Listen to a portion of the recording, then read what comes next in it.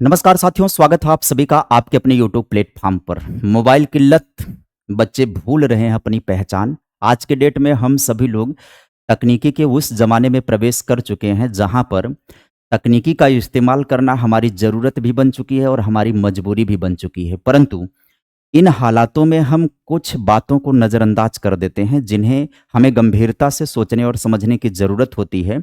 उन पर भी हम मौन साध लेते हैं या फिर अपनी जवाबदेही को सुनिश्चित नहीं कर पाते हैं कि पेरेंट्स के रूप में हमारी भूमिका क्या होती है, बड़ों के रूप में हमारी भूमिका क्या होती है।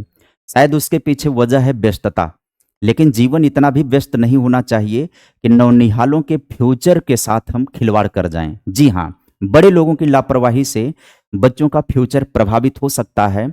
भविष्य में उनके ऊपर इस मोबाइल का, इस तकनीकी का क्या प्रभाव पड़ सकता है, उनके थिंकिंग प्रोसेस पर क्या प्रभाव पड़ सकता है। ये वीडियो सेशन केवल इसी के लिए है, एक अवेयरनेस की वीडियो है जो हालिया रिपोर्ट के आधार पर यह मैं आपके सामने प्रेजेंट करने जा रहा हूँ। हाल फिलहाल की रिपोर्ट ने क्या कुछ जानकारी दी है, क्या आगाह किया है कि आप अपने बच्चों को लेकर के क्या सोचेंगे, कैसे आप सतर्कता बरतेंगे।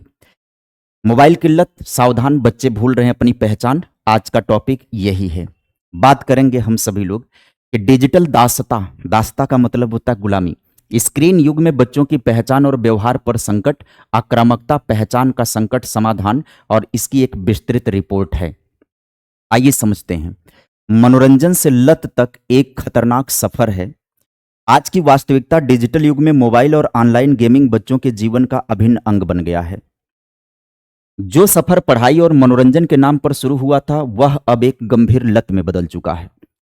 गहरा प्रभाव पड़ रहा है। हालिया रिपोर्ट्स चेतावनी देती हैं कि यह केवल व्यवहार की समस्या नहीं है, यह बच्चों की मानसिक स्थिति और सांस्कृतिक पहचान को पूरी तरह से बदल रहा है। कैसे बदल रहा है तो समझिए। बच्चों पर गहराता दो तरफा संकट। पहला है आक्रामकता, एग्रेशन। गाजियाबाद और आसपास की रिपोर्ट है, मोबाइल छीने जाने पर हिंसक व्यवहार और तोड़फोड़ किया बच्चों ने। एक बार की तो ये घटना है कि बच्चा अपने मम्मी से मोबाइल मांग रहा था। मम्मी ने काफ़ी देर लगा दी मोबाइल देने पर, वो बात कर रही थी। वह बच्चा क्रिकेट का बैट उठाता है और मम्मी के सर पर वार कर देता है। प्रयागराज में रिपोर्ट आया था कि विदेशी संस्कृति और जापानी कोरियन अंधानुकरण, खुद की पहचान बच्चे खो दिए। उन्होंने उसी तरीके का व्यवहार किया।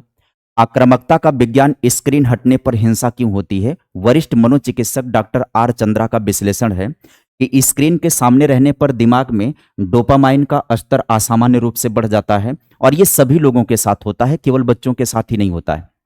ये हम बड़े लोगों के साथ भी होता है कि स्क्रीन के सामने रहने पर डोपामाइन का लेवल बढ़ जाता है असामान्य रूप से। मोबाइल हटाने पर डोपामाइन के स्तर में अचानक से गिरावट आती है। परिणाम यह होता है कि यह गिरावट ठीक वैसे ही लक्षण पैदा करती है जैसे नशे की लत है, वैसे ही पैदा करती है। तो पहले जब डोपामाइन रिलीज होगा स्क्रीन ऑन होने पर, तब क्या होगा, खुशी का रसायन होता है। डोपामाइन क्या होता है, डोपामाइन हमको प्रसन्नता का अनुभव करता है। जब हम आभासी दुनिया में होते हैं, स्क्रीन पर होते हैं, तो स्क्रीन एक आभासी दुनिया में हमें ले जाती है जहाँ पर हम तरह तरह के रील देख रहे हैं, वीडियो देख रहे हैं। जो जो लोग भी कंटेंट बना रहे हैं, वीडियो बना रहे हैं, रील बना रहे हैं, वो अपने जीवन का सुखद पहलू हमारे सामने परोस रहे हैं। किसी न किसी रूप में जो हम देखना चाहते हैं, हमारे सामने वही कंटेंट आता है। हमारे मोबाइल का जो आर्टिफिशियल इंटेलिजेंस है, वह रीड करता है कि आप किस तरीके का कंटेंट देखना पसंद करते हैं, उसी तरीके का कंटेंट आपके सामने परोसता है वो। इससे आपको प्रसन्नता मिलती है जब डोपामाइन रिलीज होता है, और जब स्क्रीन टाइम खत्म हो जाता है, स्क्रीन हट जाती है, तो डोपामाइन का लेवल अचानक से डाउन हो जाता है। जैसे ही डोपामाइन का लेवल डाउन होता है, बेचैनी, गुस्सा और हिंसा जन्म लेती है। अब ये प्रभाव डालती है व्यवहार पर। पहचान का संकट, क्या आपका बच्चा अपना है या अजनबी है। मनोवैज्ञानिक इसे जीनोफीलिया या मेनिया का नाम दे रहे हैं। किसी एक ही चीज के प्रति पागलपन इसको कहते हैं। खुद को कोरियन या जापानी समझना, जो गेमिंग से प्रभावित बच्चे हैं। विदेशी पात्रों की तरह कपड़े पहनना और खाना खाना। स्थानीय भाषा छोड़कर जापानी या कोरियन भाषा का बोलना, क्योंकि मैक्सिमम जो बच्चों के गेम है, कार्टून है, वो जापानी या कोरियन है। बहुत सारे ऐसे भी आते हैं कार्टून बच्चे जिसमें बल्लू बघीरा टाइप का हो गया, जंगल बुक हो गया, तमाम ऐसे हैं बच्चे देखते हैं और बच्चे उसी के कैरेक्टर को फॉलो कर लेते हैं। पहले के भी ज़माने में ऐसा होता रहा है, शक्तिमान वगैरह आता था, उनका भी प्रभाव बच्चों के ऊपर देखने को मिलता था। बच्चा अपनी वास्तविक दुनिया और संस्कृति से पूरी तरह से कट जा रहा है। आगे समझिएगा। केस स्टडी एक है कि जापानी कार्टून और भाषा का प्रयोग किया। झूसी की ये घटना है, 12 वर्ष की बच्ची रही है। यह बच्ची जापानी कार्टून और ड्रामा देखने की इतनी आदी हो गई कि उसने अपनी पूरी दिनचर्या बदल दी। उसने घर में सामान्य हिंदी के बजाय जापानी भाषा के शब्द बोलना शुरू कर दिया। कार्टून पात्रों की तरह कपड़े पहनना उसकी जिद बन गई। यह केवल मनोरंजन नहीं बल्कि एक मनोवैज्ञानिक प्रतिस्थापन है, साइकोलॉजिकल डिस्प्लेसमेंट है। ये एक जगह से प्रतिस्थापित हो गई है, अपने मूल से प्रतिका। दूसरा है साउथ मलाका का रिपोर्ट है, प्रयागराज के अंदर ही। कोरियन के पॉप बैंड बीटीएस के प्रति अत्यधिक आसक्ति है। उसने केवल वही स्कूल बैग, कपड़े और सामान खरीदना शुरू किया जो इस बैंड से जुड़े थे। उसकी दुनिया केवल एक बैंड तक सीमित होकर रह गई। इसे मेनिया कहा जाता है, जहां बच्चा वास्तविकता से दूर होकर के काल्पनिक दुनिया में जीने लगता है। आगे आप समझिएगा। खतरे के संकेत की बात करें, कब आपको सावधान होना है। डॉक्टर पंकज कौटार्य और विशेषज्ञों ने इस लक्षण को नजरअंदाज ना करें।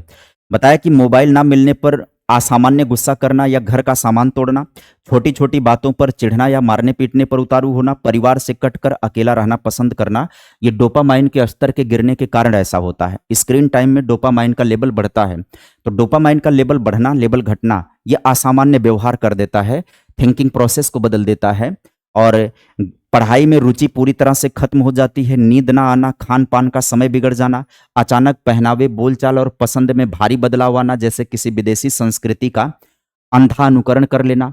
विशेषज्ञ चेतावनी देते हैं कि मोबाइल जबरदस्ती छीनना या गुस्से में डांटना ये गलत तरीका है।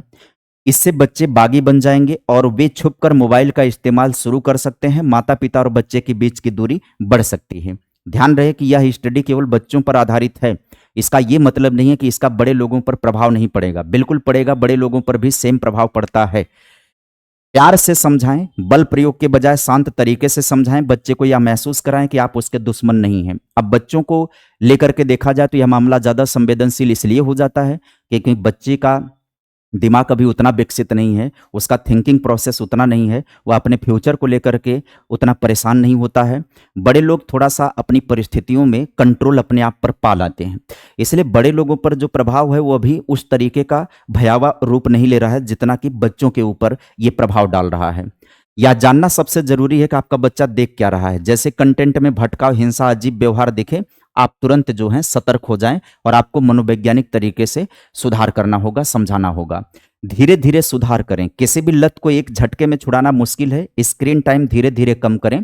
यदि आपके साथ है ये प्रॉब्लम तो आपको भी सेम ऐसा ही करना होगा। मोबाइल के बदले मैदानी खेल या अन्य रचनात्मक गतिविधियों में प्रेरित करिए कि बच्चा बाहर के खेलों में, आउटडोर स्पोर्ट में ज़्यादा सर इन्वॉल्व हो।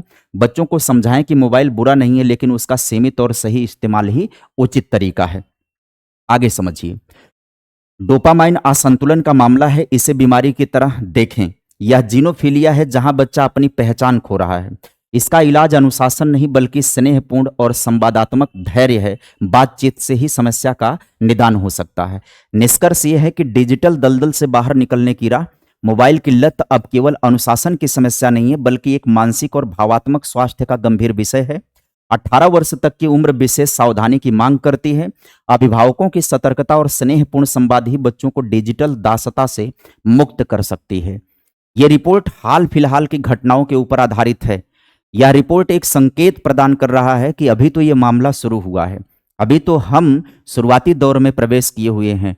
धीरे धीरे यह समस्या एकदम भयावह रूप लेना शुरू कर देगी। कई बार माता पिता अपनी व्यस्तता के कारण भी बच्चे को बिजी करने के लिए उनको पकड़ा देते हैं। लो बेटा देखो, धीरे धीरे उसके ऊपर इसका प्रभाव पड़ना शुरू हो जाएगा। तो किताबें, किस्से, कहानियां, आपस में बातचीत, यह एक सकारात्मक पक्ष है बच्चे के लिए। इसके अलावा अगर हम उसे डिजिटल की दुनिया में ढकेल रहे हैं, अपने आप से काट रहे हैं, तो एक तरीके से वह ऑटिज्म का शिकार होगा। ये ऑटिज्म जो होता है, ये जो स्वालीनता होती है ना, इसको बोलते हैं कौन सी स्वालीनता? इसको बोलेंगे वर्चुअल ऑटिज्म इसको बोला जाता है। वर्चुअल ऑटिज्म का मतलब होता है वर्चुअल दुनिया में चला जाएगा, आभासी दुनिया में अपने आप को रख करके कमरे में अकेले रहता है। वो अपनी चीज़ों को कंप्यूटर, मोबाइल पर, टेलीविज़न पर बिजी रखता अपने आप को। तो यह एक तरीके से खतरनाक संकेत हो सकता है हमारे और बच्चों के फ्यूचर को लेकर के। सावधानी ही सतर्कता है। ये ऐसी समस्याएँ हैं जो किसी अन्य तरीके से नहीं खत्म हो सकती हैं। इसके लिए केवल अवेयरनेस ही एकमात्र उपाय है। उसी के आधार पर हम इन चीज़ों से बाहर आ सकते हैं। बड़े लोगों के भी मानसिक क्षमता को ये प्रभावित कर रहा है। अगर आपके साथ भी ये हो रहा है तो ये समझ जाइए कि ये खतरे की घंटी है। धीरे-धीरे आपको अपने स्क्रीन टाइम को कम करना होगा। अच्छा, स्क्रीन टाइम किस मामले का स्क्रीन टाइम है? स्क्रीन टाइम अगर आप पढ़ाई करने के लिए प्रयोग कर रहे हो, रिसर्च करने के लिए प्रयोग कर रहे हो, तो आप वहाँ पर मेंटली प्रोसेस कर रहे हो अपनी चीज़ों को सही करने को लेकर के। आपका स्क्रीन टाइम इसलिए नहीं है कि आप रील देख रहे हो, आप आभासी दुनिया में जी रहे हो, आप आनंद महसूस कर रहे हो, फिर अचानक से हट रहे हो, तब खतरा है। आप पढ़ाई कर रहे हो, आप रिसर्च कर रहे हो, आप कंटेंट पढ़ रहे हो, तो स्क्रीन की लाइट को कम करके, काँच लगा करके यहाँ पर शीशे उसे ब्लू रेज इफ़ेक्ट वाला जो है काँच लगा करके आप ऐसा कर सकते हैं। आपके साथ वो प्रॉब्लम नहीं हो सकती है। लेकिन जब आप अचानक आभासी दुनिया में गए और प्रसन्नता महसूस किए, फिर अचानक से हट गया, फिर रियल दुनिया में आ गए, रियल दुनिया के झंझावात आपके सामने आ गए, तब डोपामाइन लेवल का वो समीकरण बिगड़ जाएगा और वो हमारे मस्तिष्क पर भी प्रभाव डालना शुरू कर देगा। उम्मीद करेंगे कि आप सभी लोगों को इन्फॉर्मेशन अच्छी लगी होगी, जानकारी अच्छी लगी होगी। अवेयर होकर के चीज़ों को धीरे-धीरे करके कंट्रोल किया जा सकता है, सही इस्तेमाल की तरफ हमें बढ़ना चाहिए। यदि वीडियो अच्छी लगी होगी, जानकारी अच्छी लगी होगी तो वीडियो को लाइक कर दीजिएगा, चैनल पर नए जुड़े होंगे सब्सक्राइब कर दीजिएगा। इसी तरीके का कंटेंट हम अपने चैनल पर देते हैं, न्यूज़ आपको समझाते हैं, अलग-अलग वैकेंसी की जो रिपोर्ट समझाते हैं, इन्फॉर्मेशन देते हैं और इस तरीके की कोई रिपोर्ट आती है जहाँ पर जागरूकता फैलाने की बात आती है, वह कंटेंट भी मैं आपके सामने लेकर के आता हूँ। तो उम्मीद करेंगे अच्छा लगा होगा। आज के लिए इतना ही। Bye bye, take care, thank you.